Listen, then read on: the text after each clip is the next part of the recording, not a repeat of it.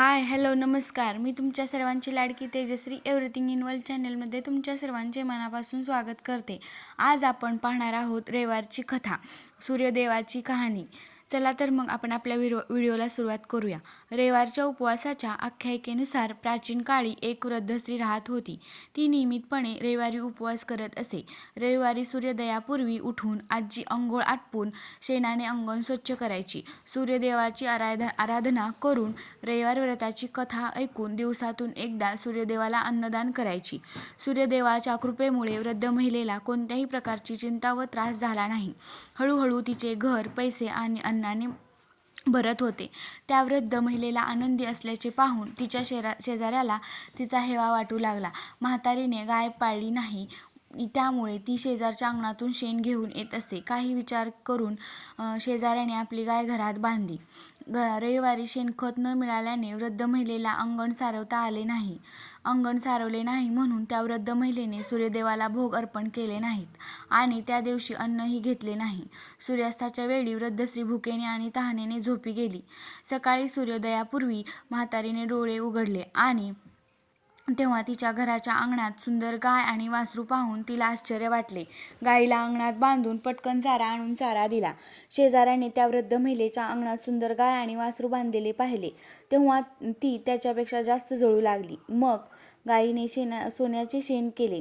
शेणखत बघून शेजाऱ्याचे डोळे पाणावले.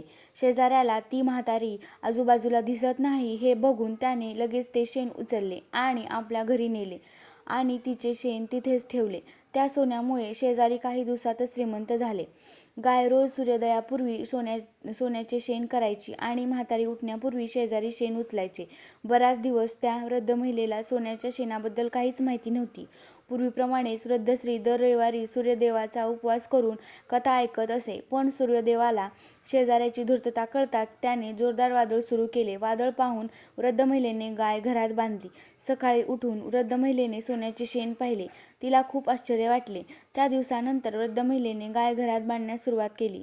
सोन्याच्या शेणाने म्हातारी काही दिवसात खूप श्रीमंत झाली. त्या वृद्ध स्त्रीच्या श्रीमंतीमुळे शेजारी भस्मसात झाली आणि तिच्या नवऱ्याची समजूत घालून तिने त्याला नगरच्या राजाकडे पाठवले. सुंदर गाय पाहून राजाला खूप आनंद झाला. सकाळी जेव्हा राजाने सोन्याचे शेण पाहिले तेव्हा त्याच्या आश्चर्याची सीमा राहिली नाही. दुसरीकडे सूर्यदेवाला एका भुकेल्या आणि तहानलेल्या वृद्ध स्त्रीला या प्रकारे प्रार्थना करताना पाहून खूप दया आली. त्याच रात्री सूर्यदेव राजाला स्वप्नात म्हणाले, राजन, म्हातारीची गाय आणि वासरू त्वरित परत कर, नाहीतर तुझ्यावर संकटाचा डोंगर कोसळेल. तुझा राजवाडा उद्ध्वस्त होईल. सूर्यदेवाच्या स्वप्नाने भयभीत झालेल्या राजाने सकाळी उठल्याबरोबर गाय आणि वासरू त्या वृद्ध महिलेकडे परत केले. राजाने वृद्ध महिलेला तिच्या चुकीबद्दल खूप पैसे देऊन माफी मागितली.